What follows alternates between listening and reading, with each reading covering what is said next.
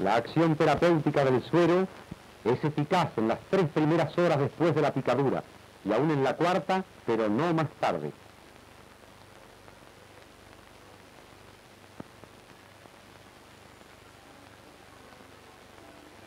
El tratamiento específico debe aplicarse con toda celeridad, según lo demuestran estas experiencias. Pero el camino para el tratamiento patogénico o sistemático ha quedado abierto y será necesario encarar la futura investigación haciendo el estudio de la histo y fisiopatología respectiva. Preparar un suero de esta naturaleza en cantidades adecuadas es casi imposible. De ahí la importancia de la prevención, en la cual todos están en condiciones de contribuir mediante el orden, el aseo y el uso de insecticidas de acción residual, cuya acción se prolonga durante meses. Para conjurar el peligro de los exoceles LETA, es pues indispensable la cooperación del ciudadano común con la labor del médico e investigador.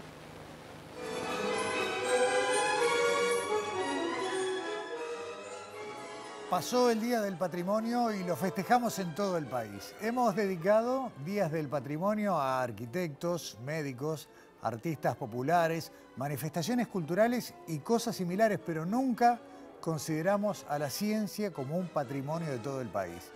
Y pasan cosas como esta. Vemos una película que nos muestra que hace 70 años este país tenía un desarrollo científico que se desperdició, se reseteó, volvió casi a cero. Pasó una dictadura tremenda que demolió todo lo construido en materia de producción de conocimiento genuino, pero también pasa la democracia y no hubo en estos 40 años un esfuerzo estatal decidido para construir una política de Estado que impulse a la ciencia, la tecnología y la innovación. En definitiva, para conocer al mejor Uruguay científico, tenemos que ver películas en blanco y negro. Pero hay ciencia a pesar de los pesares, hay mucha ciencia en Uruguay. Y hoy vamos a hablar de eso como cada semana. Encontraremos que tienen en común la elaboración de cerveza, una joyería, un sistema de calefacción y una fábrica de alimentos. La ciencia, por supuesto. Arrancamos el programa de hoy con nuestro salpicón. Un repaso breve por las principales noticias científicas de la semana.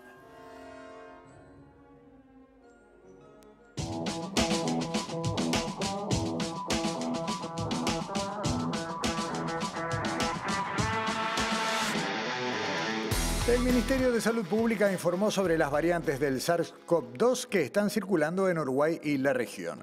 La mayoría de los virus de esta familia que circulan a nivel mundial son sublinajes de Omicron y por el momento ninguno es variante de preocupación. En 51 países y específicamente en la región está presente la variante EG.5 Eris, que según las evaluaciones de la Organización Mundial de la Salud no es de alto riesgo para la salud pública.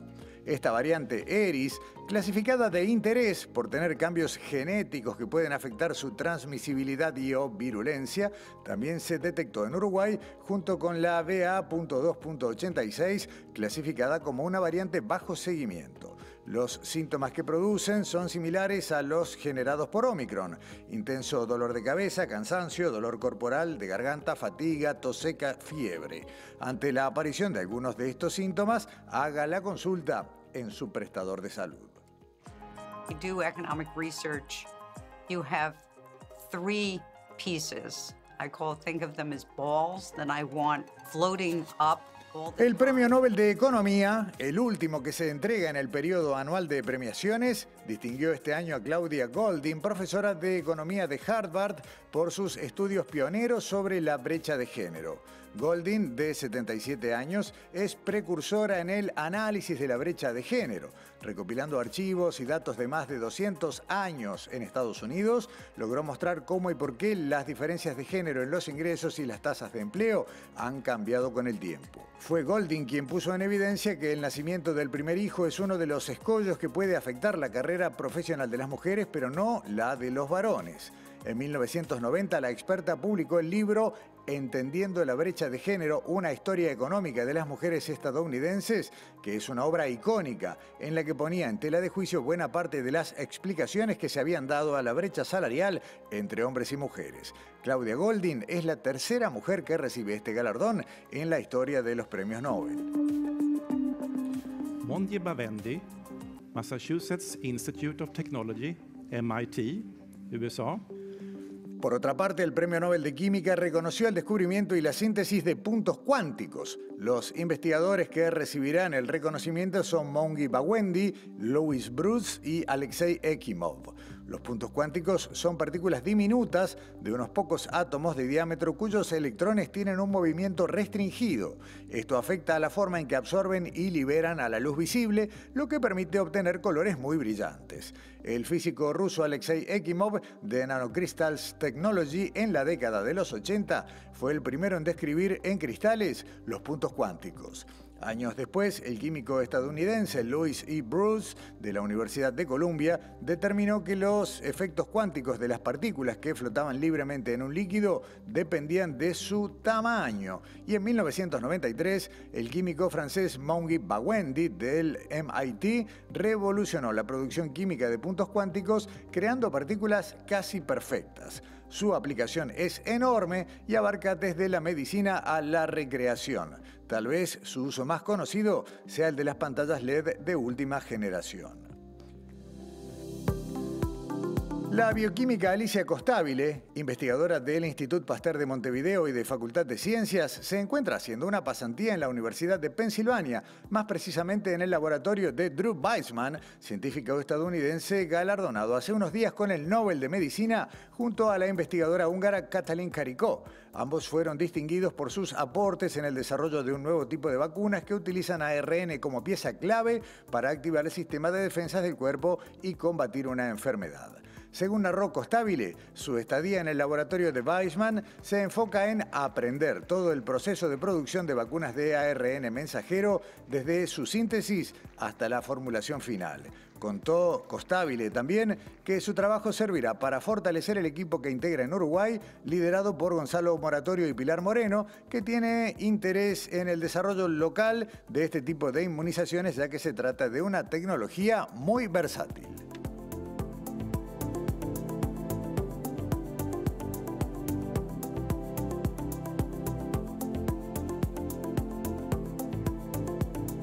Decíamos en el arranque que íbamos a hablar de industrias alimenticias. Vamos a hablar de algo que se llama pectina. Difícilmente, igual que nosotros, lo hayan escuchado nombrar antes. Sin embargo, es un componente fundamental de la industria alimenticia. Miren, en la industria citrícola, durante la producción de jugo comercial se generan grandes cantidades de desechos, al punto que se calcula que el 50% del peso total de los cítricos se transforma en basura, en desperdicio.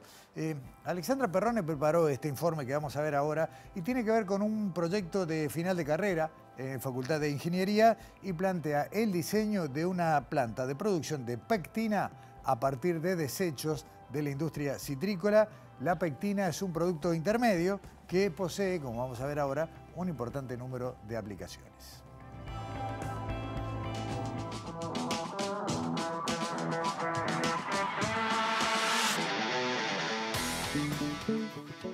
La pectina es un producto intermedio que se utiliza para la fabricación de dulces, lácteos, jugos de fruta. También la utiliza la industria farmacéutica para la estabilidad estructural de ungüentos y cremas y también como espesante para productos para el pelo. En este informe de Sobre Ciencia vinimos hasta la Facultad de Ingeniería para contarles de un proyecto de investigación que plantea el diseño de una fábrica de pectina a partir de residuos de la industria citrícola. Nuestro proyecto es el diseño de una planta de elaboración de pectina a base de residuos cítricos. El proyecto surgió en sí en el marco de la tesis de grado de final de carrera de Ingeniería de Alimentos e Ingeniería Química, donde los docentes proponen temas y según el interés y la experiencia de los estudiantes se van asignando a los grupos. Bueno, a nuestro grupo nos interesó este tema sobre la revalorización de un residuo para poder obtener así un producto de mayor valor agregado como es la pectina. La pectina se utiliza como un aditivo alimentario que da como estabilizante, gelificante, aporta textura, mejora la textura de los alimentos, que como alimentos pueden ser mermeladas, jaleas, yogures, jugos de fruta. Químicamente, la pectina es un carbohidrato, más específicamente es un heteropolisacárido. Bueno, en Uruguay toda la pectina que se consume se importa. No hay producción nacional de pectina. La industria citrícola acá en Uruguay aproximadamente procesa unas 300.000 toneladas de cítricos, que pueden ser entre limón, naranja, mandarina, pomelo, y aproximadamente un 20% de esa cantidad se destina a la industria para elaboran concentrados de jugo y otros productos. Nosotros nos comunicamos con una empresa que elabora concentrados de jugo de cítricos que procesan 10.000 toneladas de naranja y 60.000 toneladas de limón anuales. La elaboración de concentrados genera un 50% de residuos en la naranja y un 66% de residuos en el limón.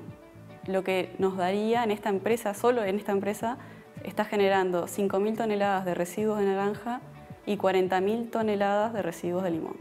Entonces, nuestro proyecto lo que propone es tomar aproximadamente un 20% de los residuos de limón que esta empresa genera y transformarlos en pectina, que aproximadamente en números sería unas 8.000 toneladas de residuos de limón para producir 300 toneladas de pectina.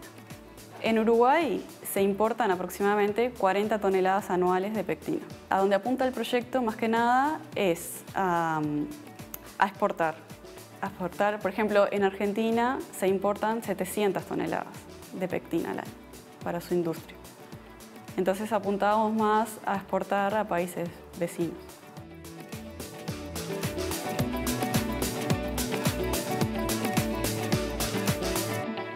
Algunos otros datos que nos dejaba Alexandra Perrone sobre este informe. La cáscara del limón y de otros cítricos es la materia prima principal de la que se extrae el mayor porcentaje de pectina, y estamos hablando de entre un 20 y un 35%. Pero también se puede utilizar la cáscara de manzana o incluso la pulpa de la remolacha, pero allí el porcentaje no solo es menor, sino que también es una pectina de un color más oscuro que a veces conspira contra los alimentos en los que se le quiere aplicar. El 85% de la pectina que se usa en todo el planeta se produce a partir de las cáscaras de cítricos, sobre todo limones, limas y naranjas. En la segunda parte del informe, que como decíamos preparó Alexandra Perrone, la entrevistada Milagros Cervino nos cuenta cómo es el proceso de fabricación de pectina según lo plantea en su proyecto.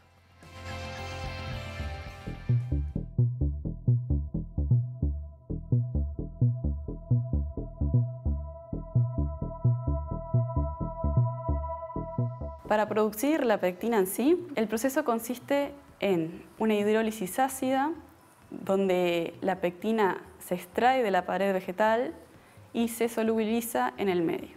Luego se filtra para extraer todo lo que es la fibra insoluble y pasa a la extracción, la separación de la pectina del medio, realizando una precipitación con etanol.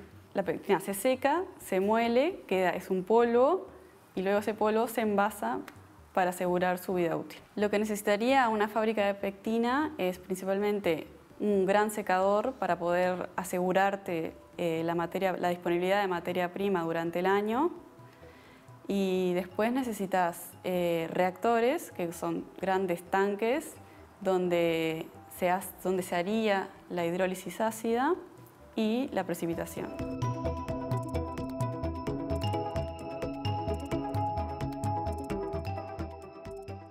Después, otros equipos que se utilizan son para optimizar el proceso, que es un evaporador que lo que hace es disminuye la cantidad de etanol que se necesita en la precipitación, y una centrífuga que disminuye para disminuir los costos de secado posteriores de la pectina.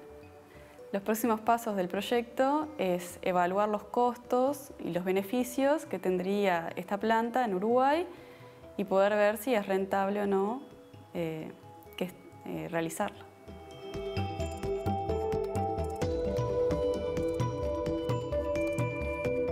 El objetivo en sí del proyecto es tomar algo que era un residuo que parecía prácticamente inútil y convertirlo en un producto que tiene mucho más valor. Esto es un cambio de una economía lineal que consiste en extraer, consumir y descartar. Y pasar a algo que es una economía circular, donde el impacto ambiental es mucho menor y fomenta la sostenibilidad en el tiempo de los procesos.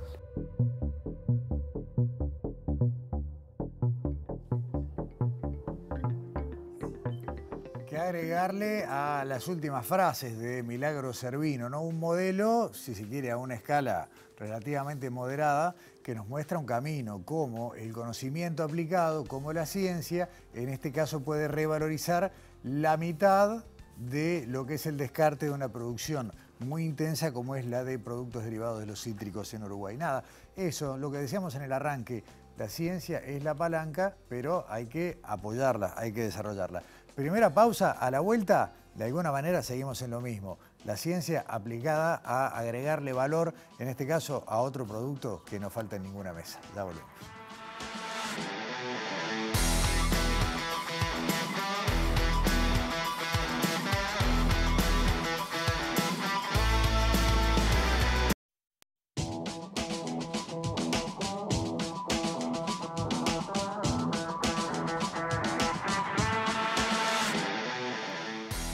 Puede quedarse con las viejas fórmulas, con las viejas ideas que más o menos dan resultado y ver cómo con el tiempo van perdiendo eficacia o son superadas por otras nuevas, o apostar al conocimiento, a la innovación, la creatividad, sumar intuición a veces, un golpe de suerte y mucha ciencia aplicada y tratar de avanzar. Y hay un montón de gente que, a pesar de que la coyuntura económica tal vez no sea la mejor para ellos, que sigue apostando desde la producción de cerveza a sentarse, a juntarse con quienes investigan y de esa manera buscar nuevos sabores, nuevas técnicas, nuevos productos que permitan encontrar nichos de mercado inexplorados. ¿Hay experiencias exitosas en Uruguay? Algunas. Hay experiencias exitosas en la región, unas cuantas y algunas de exportación, como hemos podido ver en estos días. Estamos hablando de lo que fue el saldo de las primeras jornadas de ciencia y tecnología en la cerveza de Uruguay, que se organizaron desde Facultad de Química, puntualmente del área de enología y biotecnología de las fermentaciones,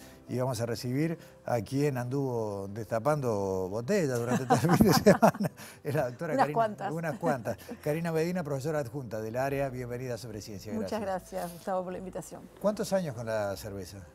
8. 8, porque una de las cosas que escuchamos durante la actividad es que en realidad, como mucha gente del área de enología, de enología y biotecnología, arrancaste por el vino.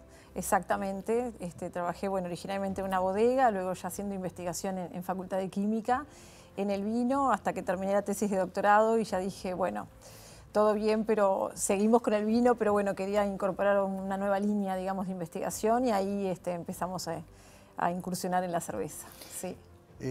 A ver, uno puede pensar en un producto que es más o menos incambiado a lo largo del tiempo, la cerveza industrial de las grandes fábricas que justamente tienen esa garantía de que en general uno sabe que va a abrir la botella y va a tener la misma cerveza de hace 20 o 30 años, o empezar a innovar. El tema, claro, que el productor no tiene herramientas para innovar y ahí aparecen ustedes. Exactamente, ahí está. Que es una de las cosas que más pide el sector cervecero en general, quizás con más hincapié en el artesanal, en tener como un diferencial, algo que los diferencie a nivel local, regional, a nivel país, y bueno, y ahí es donde entra Laudelar en este caso con investigación, innovación y desarrollo, ¿no? Generar conocimiento, transferirlo justamente al sector y que el sector además se apodere de él, ¿no? Lo sienta como propio y bueno, y lo empiece a aplicar en sus cervecerías puntualmente, sí. ¿Por dónde van los principales aportes? A ver, para orientar un poco más la pregunta. Dentro del área ustedes tienen una gran tradición en el trabajo de levaduras, en detección de nuevas levaduras, candidatas, bueno, tratar de traerlas del lado salvaje y domesticarlas a las que son útiles, pero también se me ocurre que debe haber posibilidad de aportar en la manera de utilizar otros compuestos, de mejorar los procesos. ¿Por dónde están las líneas más fuertes de interacción entre ustedes y los productores? Esa sin duda la de mejorar la fermentación, por esto que tú decías de las levaduras. Y hoy en día otro de los puntos fuertes es el estudio de lo que es la vida útil del producto. O sea, la cerveza, a diferencia del vino, no es que cuanto más viejo es mejor, digamos, sino que al contrario, ¿no? La cerveza está en su momento óptimo de consumo, ni bien sale de la cervecería, y luego empieza como el producto a decaer en cuanto a calidad. Entonces, uno de los desafíos del momento, y con mira sobre todo a la exportación, es el estudiar cómo evoluciona la cerveza y qué pasa con los contaminantes microbiológicos, con los compuestos químicos de esa cerveza, conforme pasa el tiempo, digamos, ¿no? O sea, por qué se da el deterioro a nivel del sabor, a nivel del color si lo hubiera, a nivel de los aromas, un poco el estudio de la estabilidad del producto en función del tiempo. ¿Y qué se puede trabajar en ese sentido? Y ahí es un campo de investigación enorme. Concretamente hay una tesis de posgrado de Noela González en esa temática, pero que, bueno, que abre un montón de otros temas, ¿no? Porque, bueno, y en ciencia siempre nos pasa mucho claro. eso, ¿no? A medida que más sabemos, más nos damos cuenta de todo lo que desconocemos y de lo que hay por seguir investigando. Pero bueno, ahí hemos visto de que hay mucha variabilidad en función del estilo de cerveza. Algunos estilos tienen como una vida útil mayor del producto, otros menos, por lo tanto debería ser un producto para un consumo más próximo. El estilo, la receta en sí de la elaboración, ¿no? Si tiene más lúpulo o menos lúpulo, la densidad, en fin, va muy atado de varios parámetros físico-químicos, digamos, de la cerveza que influyen directamente en eso. Sí. Ustedes, como decías hace un rato, trabajan fundamentalmente con los micro y pequeños productores de cerveza, los artesanales y los caseros. El asunto es que, por más que el sector está dominado a la hora de comercializar por los grandes actores de los ya conocidos, lo cierto es que quienes generan más trabajo y más posibilidades de desarrollo son los chiquitos. Exactamente, sí, sí. De hecho, en proporción, en cuanto a lo que es mano de obra, emplean una mano de obra que es en el orden de 3 o hasta 4 veces más que el cervecero industrial, digamos. Y justamente eso es por el cuidado que requiere la elaboración de un producto artesanal, que en este caso es la cerveza, pero podría transferirse eso a cualquier otro producto de la industria alimentaria, por ejemplo, ¿no? Sí. Mejorar esas posibilidades de exportación a partir de una estabilidad a más largo plazo del producto y demás, tiene eso que decíamos en el arranque, casi una mirada directa. Si el producto sale bien y es exitoso, genera fuentes de trabajo. Sin duda, tal cual. Estamos en un momento, una coyuntura, tú un poco lo decías recién en la introducción, de todas maneras complicada, ¿no? Eso sería como el razonamiento así lógico, sería ese. Hoy en día estamos frente a mucho ingreso de cerveza importada y eso, bueno, complica mucho el sector, ¿no? Y es todo un desafío y por eso creo que desde la UDELAR el poder ayudar en todo lo que es investigación justamente para transferir y como subir ese nivel de calidad del producto es fundamental para generar ese diferencial y que cuando el consumidor se para frente a la góndola y hay una marcada diferencia de precios pueda poner en la balanza y decir, no, voy a ir a un producto nacional, un producto que tiene un diferencial, ya sea sensorial, químico, algo que me atrae de ese producto y que me genere la decisión de compra hacia una cerveza artesanal uruguaya, ¿no? Claro, decir, tal vez la pago un poco más, pero estoy comprando algo que me va a gustar más también. Exactamente, que me va a gustar más, que sé que está hecho, bueno, hay una investigación atrás, todo un desarrollo, ¿no? Alimentar lo que es la fuente nacional, que es lo que moviliza la economía a nivel país, ¿no? En definitiva. ¿La mayoría de los micro cerveceros y los pequeños cerveceros están en contacto con ustedes? Están en contacto, sí, no de una manera de una interacción grande como nos gustaría. Creo que estas jornadas concretamente vinieron un poco a ayudar a eso, ¿no? Se nos acercan productores, pero bueno, es como muy puntual, ¿no? No es una cosa de que tengamos una llegada de todos. Sin embargo, cuando damos a conocer lo que hacemos, ahí ellos en las jornadas pasó que nos decían, pero entonces tal análisis lo puedo hacer en facultad, ustedes hacen tal determinación, podemos trabajar juntos en tal proyecto. Nos falta, pero eso me parece que es de la universidad en general, vendernos más, dar a conocer más las cosas que hacemos para el sector productivo, ¿no? Claro, bajar algunas barreras que tal vez no existan, pero que se perciben como si estuvieran. Tal cual, eso mismo, sí. El ejemplo que se trajo desde Argentina me parece que es muy valioso en ese sentido, ¿no? Ahora se me escapa el nombre del investigador que... Diego Libeskind. Ahí está, Diego Libeskind, que es de la universidad que está radicada en San Carlos de Bariloche. Exacto. Y contó un proceso fabuloso que arranca en un hongo Y hoy ya es una cerveza que se comercializa incluso bajo una gran marca. Bajo una gran marca, bajo una gran patente y bajo una gran cantidad de regalías para esa universidad y ese instituto de investigación, sí. Por eso un poco la apuesta a lo que es la biodiversidad, ellos por el tipo de clima que tienen, el tipo de paisaje a nivel ecológico, digamos, tienen una gran fuente de distintos tipos de levaduras, distintas especies. En Uruguay no tenemos de repente esa variabilidad a nivel de ecosistema tan grande como tiene esa zona puntual, pero de todas maneras tenemos algunos nichos que son fuente de mucha biodiversidad de levaduras, como es el caso de las uvas, por ejemplo, ¿no? De las uvas no solo hemos aislado levaduras interesantes para el vino, como ha sido el caso, bueno, ha estado invitado acá Francisco Carrao hablando de ese tema, sino que bueno, que ahora de manera más reciente, en el marco de otra tesis de otra estudiante, de Cecilia Esquinca, hemos aislado de levaduras, de uvas, perdón, levaduras muy buenas, por ejemplo, para la producción de cervezas reducidas en carbohidratos. Claro. Pero ahí está, ¿no? Los nichos de mercado que decías vos. Exacto. Una cerveza reducida en carbohidratos tiene un diferencial que hace que uno mire menos el precio que en otros casos, decir, bueno, estas dos deben ser parecidas y esta es más barata. Me inclino por esta Claro, porque, claro. ahí está, exactamente, tiene este diferencial de que, bueno, menos carbohidratos, menos calorías, bueno, consumo, me doy el gusto, me tomo una cerveza, pero de repente no me hace engordar tanto, Exacto, por ejemplo, ¿no? Hincha un poco menos, como se dice Exactamente, en el ahí boliche. está, eso mismo. Karina, vuelvo por un momento a lo que dejó la visita de Diego Blinkin. ¿El proceso de ellos cuánto tiempo llevó desde que encontraron una levadura candidata hasta que hoy esa cerveza está en el supermercado? Y llevó como un proyecto de un periodo de 12, 15 años, Claro, sí, claro. sí. Que esos son los tiempos que hay que tener presentes. Y de intensa búsqueda, y que empezó en los bosques fríos de la zona de la Patagonia, ahí no encontró nada, buscás en otro nicho, acá nos ha pasado igual, ¿no? Claro. Dijimos, bueno, uva, ampliemos un poco, vayamos a materias primas de las propias cervecerías, aislamiento a partir de cebada, de trigo, de maíz, diversificar, pero en esa búsqueda se te puede ir la vida de estudiante, la vida de investigador, la vida de profesional, pero está. Es bueno, el desafío de la profesión también. Claro, ¿no? y cuando funciona es Y maravilloso. ahí metes un claro. golazo, Claro. sí, sí. El tema es que si no buscas no vas a encontrar. Exactamente. Ahí está la gracia. Ahí está. Hay algunas líneas de investigación de ustedes que también apuntan, por ejemplo, a la revalorización de algunos residuos de la industria y demás, Sí, ¿no? sí. Hay unos proyectos en facultad, bueno, y en el marco de la jornada se presentó un trabajo también de la Universidad Católica, yo el que más conozco porque trabajo en Facultad de Química, es el que se lleva a cabo en el Departamento de Ciencia y Tecnología de los Alimentos, que es con la utilización de desechos como el bagazo de cerveza y su incorporación en alimentos, ¿no? Ya sean galletitas, en panes, para generar con eso un alimento funcional, que se llama, Claro. ¿no? O sea, con alimentos beneficiosos para la salud de alguna manera. Claro.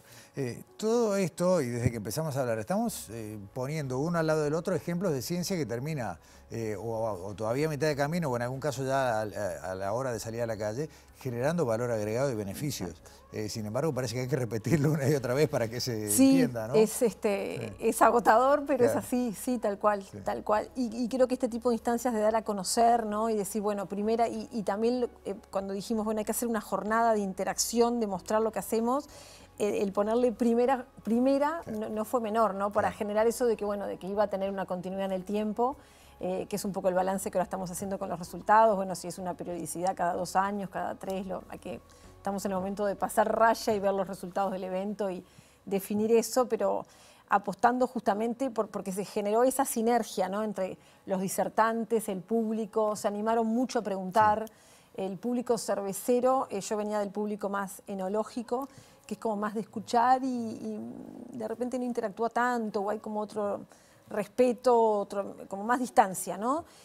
Hacia lo que es el profesional de la investigación. Acá no, fue todo como más descontracturado, pero creo que es por el mismo tipo de público. Bueno, yo en una de las charlas que presencié creo que terminaron creando una cerveza, ¿no? Mezclándola, claro, cuando exponía a Carrao y hablaba de la levadura, digamos, que se ha domesticado acá en Uruguay, en el laboratorio de ustedes, y me decía, no, pero hagamos una cerveza frutal, hay que probarlo porque en definitiva los azúcares y esa interacción es maravillosa, claro. Bueno, y esa misma persona ya me mandó ayer un mensaje de cuándo nos reunimos, porque así con esto presento un proyecto.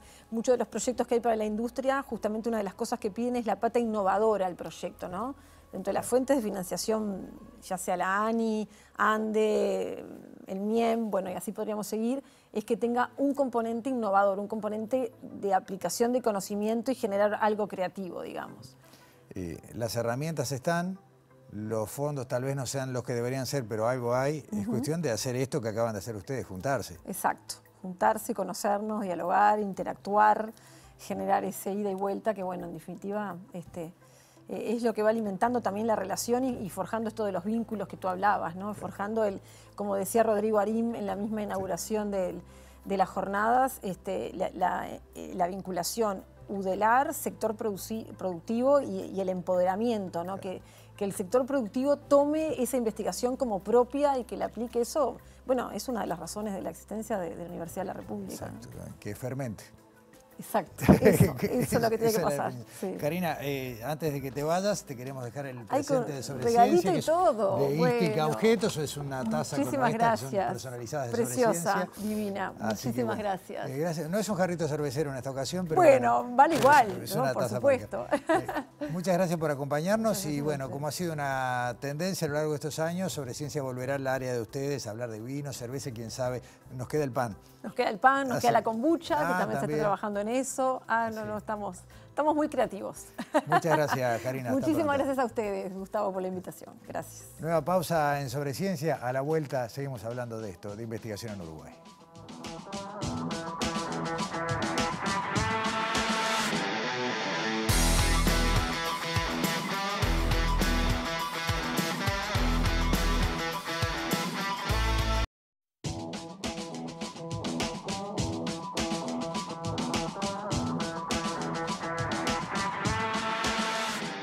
Y en este último bloque de Sobreciencia nos vamos bajo tierra, porque lo que viene por delante tiene que ver con geología, pero en distintos lugares.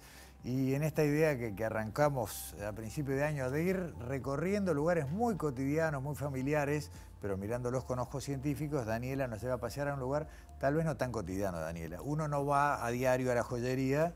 ¿Quién pudiera ¿no? Ir todos los días a cambiarse las alhajas?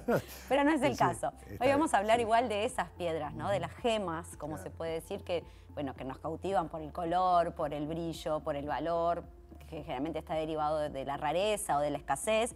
Pero también vamos a hablar de las gemas por su interés como productos naturales, fruto de, como tú decís, de un proceso geológico que lleva miles de años y que ocurre donde no lo vemos y no lo podemos seguir, porque realmente lleva muchos años, muchos millones de años, crear una gema. Por eso, en esto, como decís tú, de encontrar la ciencia en otros lugares, visitamos una joyería para hablar de piedras preciosas, semipreciosas, de los procesos geológicos que las generan. Para eso llevamos a Manuela Morales, que es experta en geología, para que nos cuente un poco más sobre estas piedras. Y aprovecho para agradecer a Andrea Lieberman de la joyería Cantegril, que nos dejó entrar, tocar, mirar, sacar, probar, todo, y nos permitió hablar de geología en la joyería.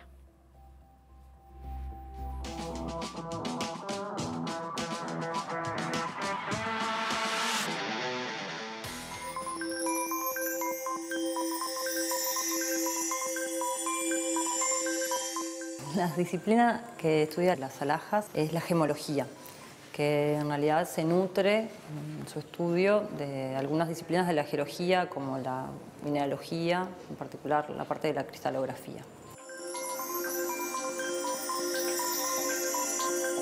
Es relativamente moderno, en verdad, mediados del siglo XX, y se empieza a estudiar como más seriamente, digamos, a las gemas, aunque las gemas acompañan a la humanidad desde hace miles de años.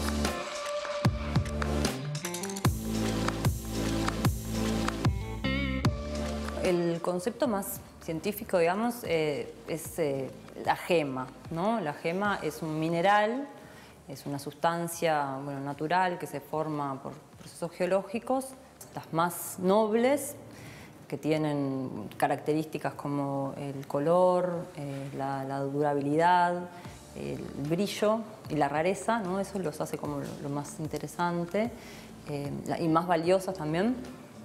Hay 4 principales, que serían como las preciosas, lo que se conoce comercialmente como piedras preciosas, que son el diamante, el zafiro, el rubí y la turquesa. Y después las piedras semipreciosas, en realidad serían como el resto de las gemas. Por ejemplo, las amatistas, incluso el cuarzo y las diferentes variedades de cuarzo son consideradas piedras semipreciosas. Bueno, en verdad se forman en diferentes lugares de la corteza terrestre. La corteza terrestre es la capa más externa de la Tierra, que mide decenas de kilómetros, dependiendo de los lugares, en las montañas, ¿no? más espesa, en otros lugares más fina, y se forman por diferentes procesos. No hay un proceso único que forme todas las gemas, sino que bueno, en estos procesos pueden intervenir diferencias de presión, o sea, lugares con mucha presión, lugares con mucha temperatura, con aguas calientes. Estas diferentes formas de procesos son así. Y luego lo que ocurre con muchas de estas gemas, que son minerales muy resistentes, es que una vez que son meteorizadas, o sea, la roca original como que se va desgastando, van a corrientes de agua, a los ríos, y ahí se acumulan en diferentes sectores de los ríos.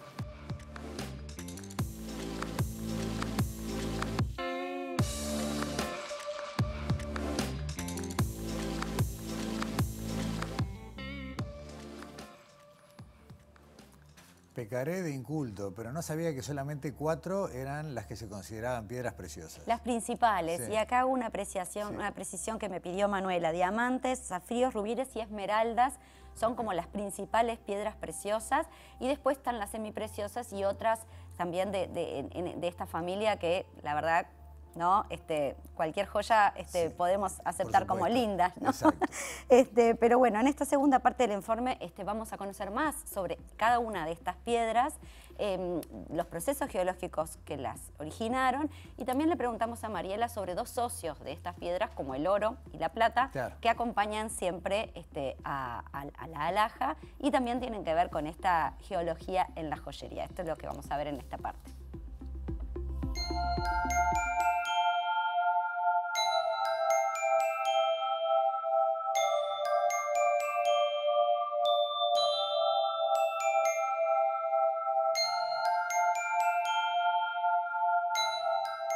El diamante en realidad es la piedra preciosa más valiosa, es también el mineral más duro que hay en la Tierra. Es en realidad, está compuesto por carbono, que es el mismo elemento que forma el grafito, solo que el grafito es un mineral muy blando y el diamante es un mineral muy duro. Para formarse requiere de altas presiones en zonas muy profundas de la Tierra. Por debajo, en realidad debe ser la única gema que se forma por debajo de la corteza, en el manto superior. Y hay un tipo especial de roca volcánica que trae el diamante de esas profundidades del manto hacia la corteza, una roca que se llama kimberlita. Y bueno, una vez allí, también por estos procesos de digamos, meteorización de la kimberlita, de esta roca, el diamante se libera de la roca y pasa a los ríos, y donde se acumula también. Los primeros lugares donde se encontraron los diamantes fueron en ríos.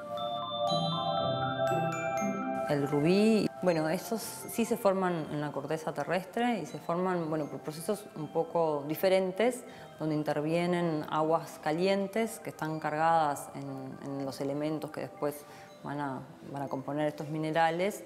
Y bueno, luego ellos precipitan cuando se dan las condiciones de mayor enfriamiento del ambiente. Bueno, la amatista también es otro ejemplo que es muy interesante. Acá lo que interviene es una roca volcánica, que es un basalto, que en los derrames de basalto se forman burbujas de aire, de mezcla, digamos, de distintos elementos de gases que en su camino, digamos, hacia la atmósfera, a veces llegan a la atmósfera y burbujean, digamos, y otras veces se quedan atrapados ahí cuando se enfría la lava. Cuando la lava se va solidificando, se le dificulta cada vez más ese ascenso, y luego el agua que está presente en las rocas, o sea, en este basalto, se mete adentro de estas burbujas y esta agua está cargada en iones que van a formar los cristales ahí. Se llama precipitación, ese proceso de formación de los cristales.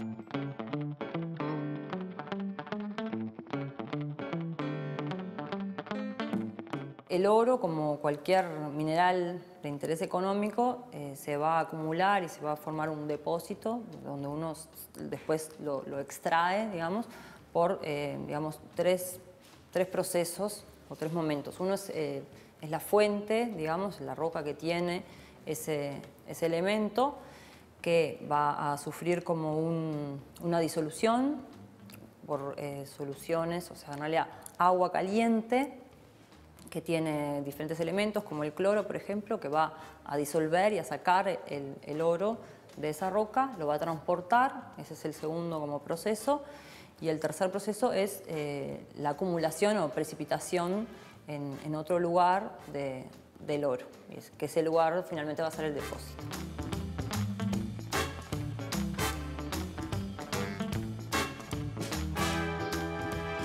Sí, la plata sí se asocia mucho también al oro. Muchas veces en realidad los depósitos de oro no son de oro puro, sino que son un mineral que se llama electrum, que es un porcentaje de oro y un porcentaje de plata, que luego, después de que se extrae, por proceso de purificación, se obtiene el oro puro y la plata pura.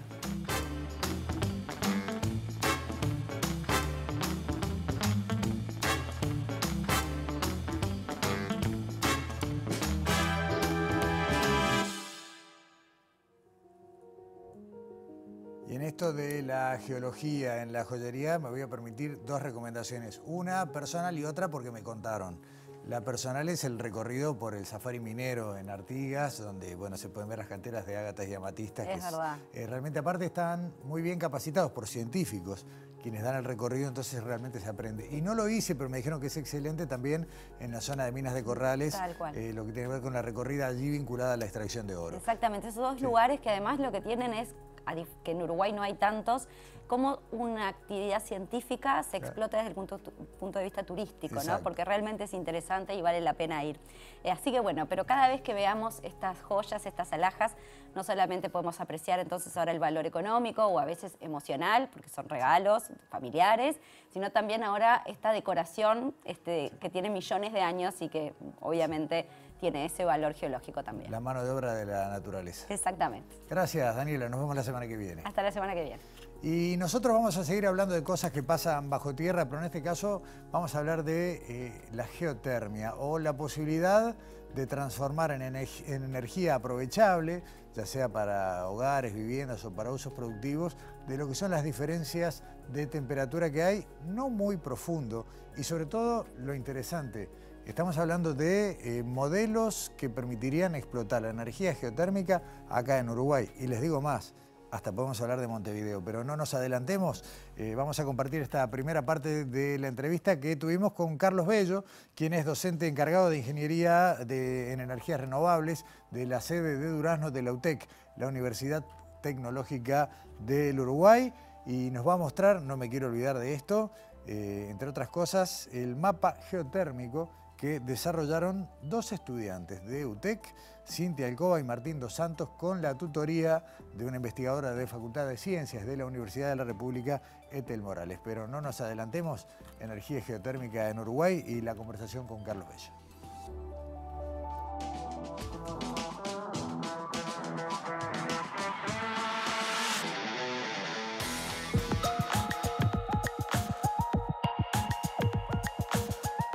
La energía geotérmica es una tecnología que utiliza la energía térmica acumulada en el subsuelo, bajo tierra, y la transfiere a un ambiente que tú pretendes climatizar o calentar o aplicaciones de ese tipo. Bueno, el centro de la Tierra se encuentra a altas temperaturas y presiones, y a medida que uno profundiza y se acerca más y más al centro de la Tierra, la temperatura a distintos niveles va siendo cada vez mayor.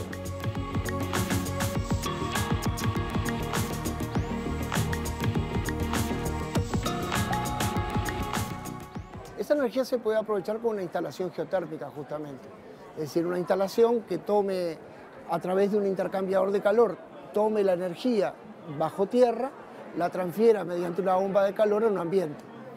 Y la infraestructura son muy variadas porque instalaciones geotérmicas existen muchísimas.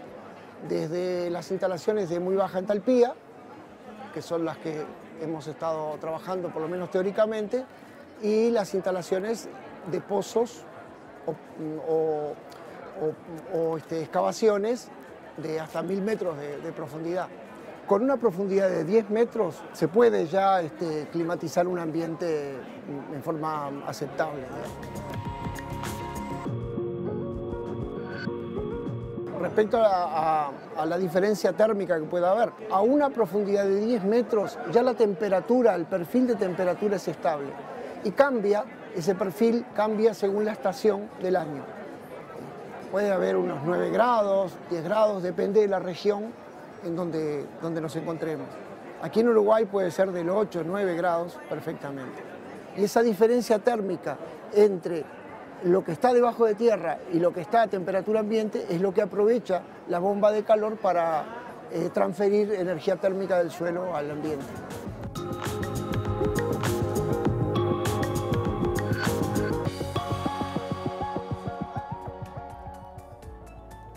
Hablábamos recién del mapa geotérmico, pero primero teníamos esta introducción. ¿Qué es la energía geotérmica? ¿Cómo se puede aprovechar en Uruguay? Y ese dato, ¿no?, de que con 10 metros de profundidad ya se obtiene una temperatura estable y la posibilidad de tener 10 grados de diferencia entre la tierra y la superficie. Y en Uruguay se hizo, y esa es la principal noticia, lo más valioso, ya un mapa que muestra cuáles son los principales lugares con potencial geotérmico y además, para sumarle a esto, y lo vamos a ver en la segunda parte del informe, en UTEC se está trabajando en maneras para hacerlo con inversiones un poco más moderadas que las que harían falta en la actualidad. Seguimos compartiendo la conversación que tuvimos con Carlos Bello, docente de UTEC Durazno.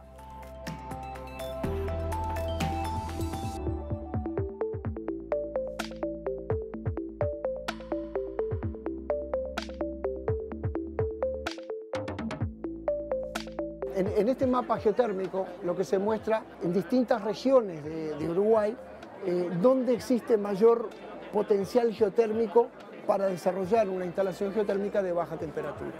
En realidad, los colores están indicando la potencia por metro. Por ejemplo, el color rojo indica que hay una potencia de 80 vatios por metro, lo cual, si uno mira las zonas, hay zonas que están privilegiadas para eso. Esto no quiere decir que uno va a hacer la instalación geotérmica y va a tener éxito. Antes de hacer una instalación hay que hacer estudios sobre el suelo. Pero esto es un primer indicador que no existía en el país.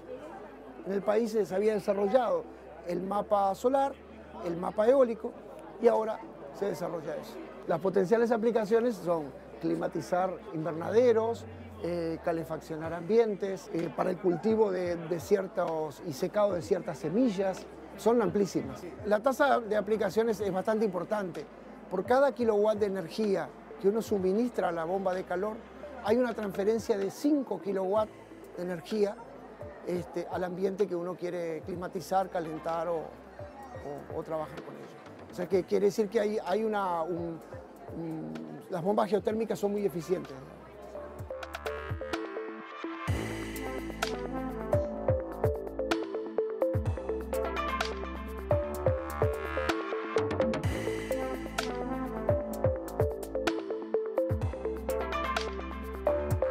Una bomba geotérmica puede estar alrededor de $4.000, pero lo que cuesta más en cualquier instalación es la excavación, porque uno tiene que o hacer un pozo, un pozo de unos metros, o levantar el terreno. Y tanto el costo de la retroexcavadora como el costo para hacer eso es caro.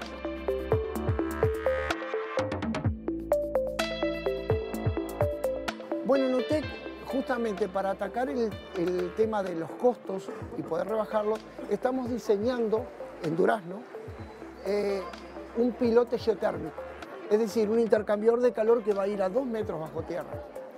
Y en función de nuestros resultados vamos a poder multiplicar esos intercambiadores para obtener los mismos resultados que sería levantar, por decir algo, 300 metros cuadrados de terreno a una profundidad de 2 metros. Entonces eso nos beneficia por la facilidad del montaje y la rapidez y los costos. Bueno, y en Rivera, volviendo al tema de que estamos haciendo en UTEC, en Rivera están haciendo modelado matemático de cómo se comporta el suelo a distintas temperaturas.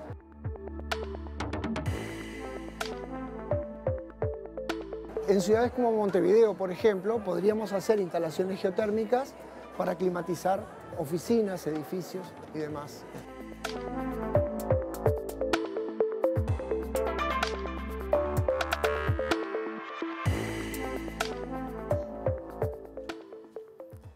En el cierre de este tema, volver a mencionar que Cintia Alcoba y Martín Dos Santos, estudiantes de grado, para terminar la carrera, hicieron el desarrollo de este mapa geotérmico con la tutoría de la doctora Etel Morales de Facultad de Ciencias. Todo esto en el marco de la carrera, la Ingeniería en Energías Renovables que brinda la UTEC en Durazno. Y sin proponernos, porque no era la idea original, cerramos un programa en el que les mostramos en cada una de las notas e informes cómo la ciencia aplicada puede agregar valor, puede encontrar soluciones, mejorar la calidad de vida y generar riqueza. Nada, eso. La ciencia está y en nosotros la voluntad de aprovecharla es lo que tenemos que hacer surgir. Nos vemos la semana que viene.